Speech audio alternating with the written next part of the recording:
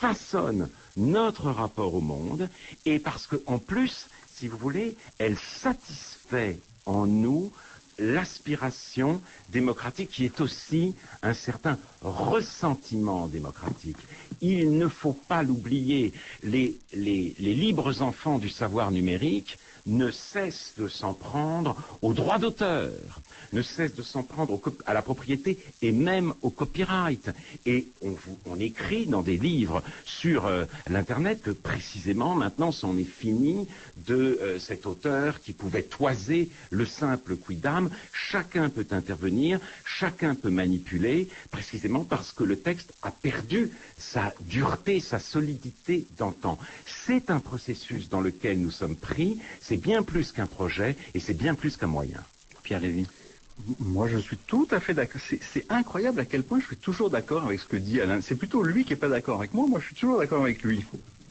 Moi, je suis toujours pour qu'on maintienne certaines notions de propriété intellectuelle. Ça me semble indispensable. D'ailleurs, vous ne trouverez nulle part dans mes livres la moindre attaque contre la propriété. Non, mais je tiens à le préciser parce que vous ne trouverez jamais la moindre attaque contre la propriété intellectuelle.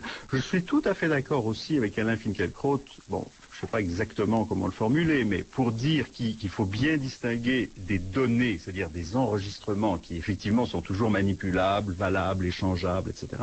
Et puis des informations auxquelles il faut ajouter la notion de signification, de sens, ce qui est indissociable d'un contexte, d'un projet, d'une collectivité, etc.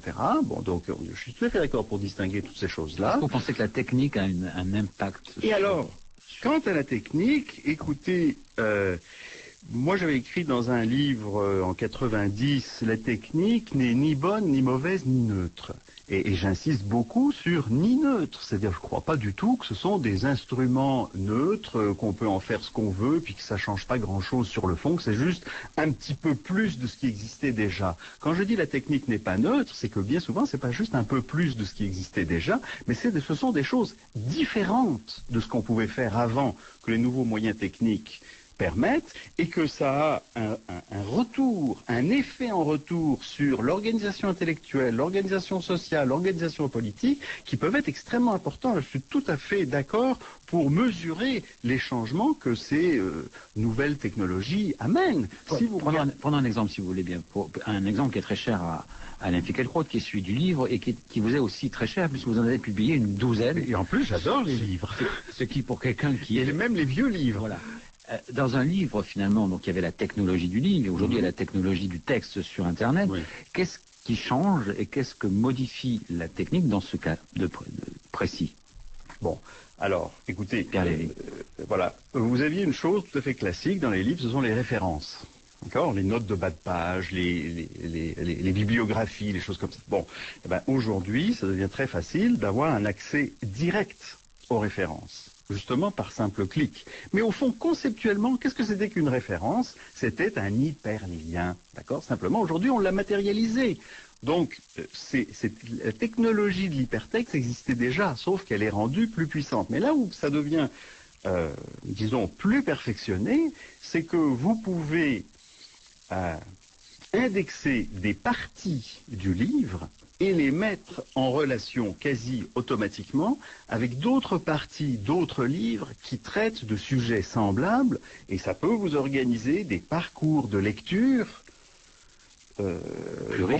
plus riches, exactement. Donc, à la limite, on pouvait déjà faire ça dans une bibliothèque, en entassant des livres autour de soi, en faisant des petites fiches, etc. C'est ce que fait Alain Finkielkraut devant vous. C'est exactement ce que fait Alain Finkielkraut. Et quand je vois les technologies, il souligne, il met des petites croix, il fait des références, il y a des petites flèches, etc. C'est exactement ce qu'on fait dans le domaine de l'informatique, c'est-à-dire que les pratiques qui se sont nouées autour du texte, on essaye de leur donner de l'extension jusqu'à arriver à un univers intellectuel qui va être plus puissant, c'est-à-dire qui va donner plus de puissance aux intelligences individuelles parce qu'elles pourront mieux se coordonner dans la mémoire collective. Bon, voilà, moi c'est ça que je vois, et je ne vois pas en quoi cet univers qui a cru depuis des millénaires, qui est l'univers du texte et de la réflexion intellectuelle autour et avec le texte, serait contradictoire avec ce qui est en train de passer aujourd'hui. Au contraire, c'est la continuation Alain Finkielkraut.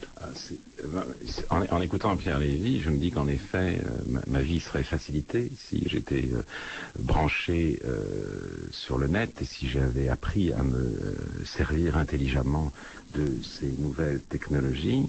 Mais à ce moment-là, je plaiderais pour une introduction à ces nouvelles technologies,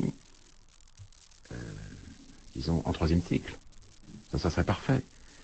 C'est-à-dire qu'on peut devenir des inforiches. Les usages ne seront pas les mêmes. Peuvent devenir inforiches des gens qui sont déjà riches de quelque chose. Pour vous, c'est pas un moyen de s'enrichir. Non, c'est pas un moyen de s'enrichir. Si ça vient trop tôt, alors cela vient à la place du travail nécessaire d'ascèse, de méditation. On n'est plus dans l'ascèse, on n'est plus dans la méditation, on est dans la navigation immobile et dans une espèce de zapping amélioré. Oui, bien sûr. L'ascèse et la méditation, ça sera toujours le lot d'une minorité. Oui, mais... Moi, je vois, écoute, mes étudiants en Amérique du Nord, c'est des gens qui ne lisent pas, ou à la limite des magazines avec des grosses photos. Bon.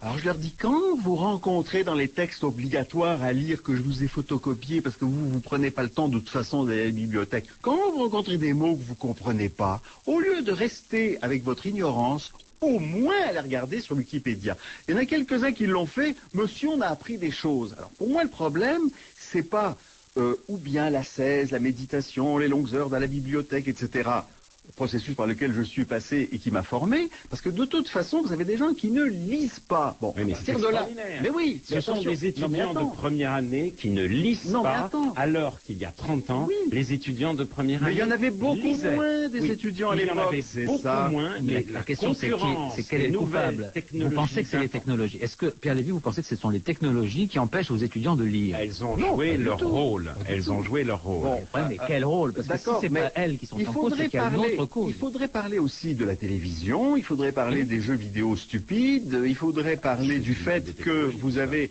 la moitié d'une classe d'âge qui arrive à l'université maintenant dans les pays développés. C'était absolument pas la situation de l'université dans le temps. Donc l'université a changé de nature, a changé de fonction. Donc bon, il faut le comprendre, c'est tout. Les universités